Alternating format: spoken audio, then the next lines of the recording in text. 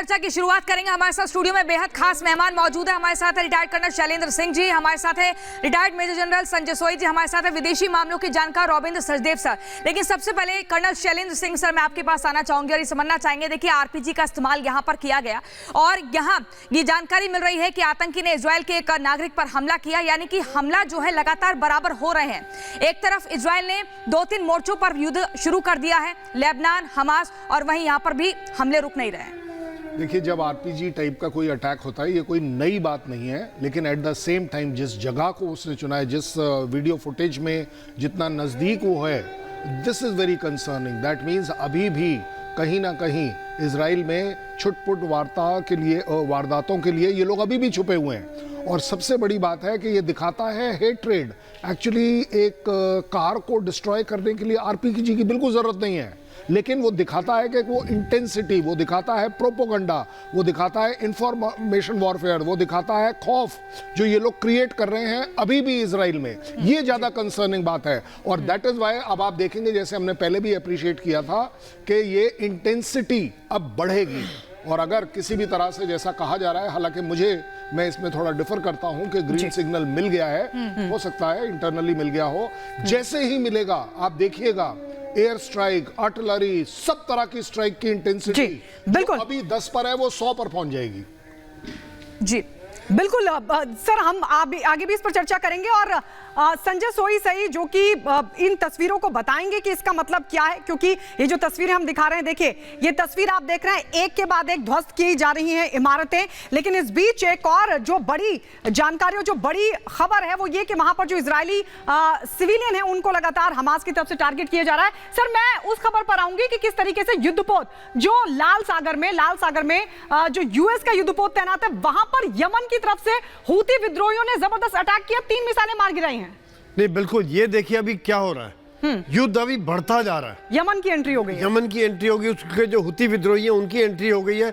और साथ ही साथ आप देखिए अमेरिका के युद्धपोत पर हमला इस समय में इजरायली एसेट्स पर नहीं किया। हालांकि उन्होंने पहले सऊदी अरेबिया पर भी कोशिश की थी कुछ साल पहले और वहां पर भी गिराए गए थे, लेकिन ये क्षमता है कि वो ड्रोन को मार गिराया, मिसाइल को, रॉकेट को मार गिराया। लेकिन ये बात जो निकल के आती है कि जो फैल रहा है रास्ता कि उधर से लेबनान से हो रहा है, उधर सीरिया से कोशिश हो रही है, कल जैसे पहाड़ों पे रॉकेट दागे गए। ये अभी खास तौर से अगर यूएस के एसेट्स पर इस तरह से हमला होता है तो मेरे ख्याल से यूएस इसको काफी सीरियसली लेगा।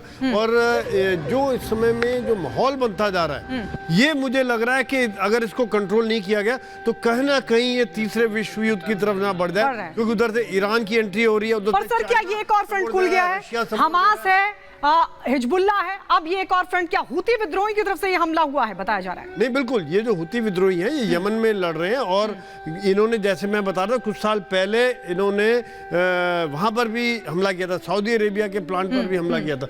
और ये किस प्रकार से शिप है और ये बिल्कुल तैयार है, एक्चुअली अमेरिका का जो एयरक्राफ्ट कैरियर है। अच्छा सर, ये एक और तस्वीर मैं चाहूंगी आप बताएं जरा, क्योंकि ये हमास के जो आतंकी हैं रोड पर दिखाई दिए और जैसे कि हम तस्वीरें भी दिखा रहे थे कि एक सिविलियन को टारगेट किया, गाड़ी पर आरपीजी से हमला किया गया था।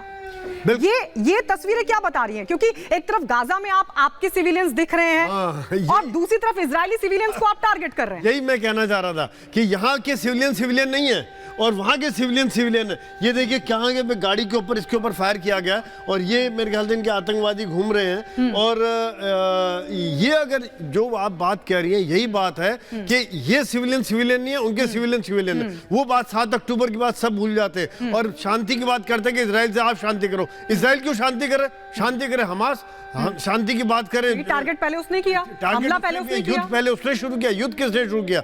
और सबसे पहले अगर सिविलियंस को मारा है, इतनी बुरी तरह मारा, उन्होंने मारो, अभी भी ये कंटिन्यू। बिल्कुल संजय सोई सर, हम इस तस्वीर को और समझेंगे। दीपेश भी लगातार हमारे साथ बने हुए हैं। Deepesh, over to you. बिल्कुल, देखिए जो लगातार बात निकलकर सामने आ रखी है कि शांति जो है उसको हमास को पहले करनी चाहिए, क्योंकि शुरुआत जो है वो इस जंग की हमास ने ही की है। रविंद्र सचदेवा सर, सवाल यहीं से खड़ा होता है कि क्या अब ऐसी स्थितियां निर्मित हो सकती है कि टेबल पर आकर बातचीत हो पाए, अब इस पूरे युद्ध को शांत करने की कोशिशें हो पाए, क्योंकि लगातार बयानबाजी जो है वो अलग अलग पृथक दिखाई देती है। Thank you very much. फिलहाल कोई पॉसिबिलिटी नहीं है कोई सीरियस टॉक्स होने की, जो कि इस ये स्पाइरल है, देखिए बढ़ता जाता है। आपने किया, मैंने किया, आपने किया, ये बढ़ता जा रहा है। By the way, couple of quick points. Officially शायद इजराइल की कैबिनेट ने मंजूरी दे दी है ग्राउंड इन्वेजन को। उनके मिनिस्टर ने कहा हमारी कैबिनेट की मीटिंग हुई है, अप्रूव हो गया है कि इन्वेजन कैन स्टार्ट, अब मिलिट्री के ऊपर है। शायद एक वो सिचुएशन है। सेकेंडली, ये जो यमन से मिसाइल आया, बड़ा इंटरेस्टिंग चीज है। देखिए, यमन से इजराइल करीब 2500 किलोमीटर दूर है और ये एक लैंड क्रूज मिसाइल है। अब इसको रेड सी में यमन नीचे से ऊपर इजराइल जाते हुए इस मिसाइल को अगर रोका गया है, दैट मींस कि हूती रेबल्स के पास लैंड क्रूज मिसाइल्स हैं जो 2500 किलोमीटर की रेंज के हैं। ये आई थिंक पहली बार पता चल रहा है। उनके पास यस ड्रोन्स हैं, यस उनके पास मिसाइल्स हैं जो सऊदी पहुंच जाते हैं, पर Saudi to Yemen is 500 kilometre, 1000 kilometre depending upon target. अगर ये मिसाइल इजराइल की तरफ जा रहे थे तो दैट मींस ये करीब 2500-3000 की रेंज के क्रूज मिसाइल्स हैं, जो कि एक बड़ी new development I would say. Back to शांति का कोई चांस नहीं है। पैलेस्टीनियन अथॉरिटी, जिसके बारे में कई बार बात करा जाता है कि उनको लाओ, उनसे बात करो, वो टोटली इनइफेक्टिव है, उसका कोई सपोर्ट नहीं है ग्राउंड में, पैलेस्टीन में, यानी कि वेस्ट बैंक में जहां वो करती है। उधर अमेरिका इजराइल के लिए $60 बिलियन अनाउंस कर चुका है इमीडिएट मिलिट्री एड। उसमें इंटरेस्टिंग बात ये लगती है कि भाई इजराइल इतनी बड़ी पावर है, इतनी जल्दी उसे मिलिट्री एड अमेरिका को देने की जरूरत पड़ गई। कहीं ना कहीं ये तमाम जो देश हैं वो अब साथ भी आकर इस पूरे मसले को लेकर सुलझाने की कोशिश में जुटे हुए हैं।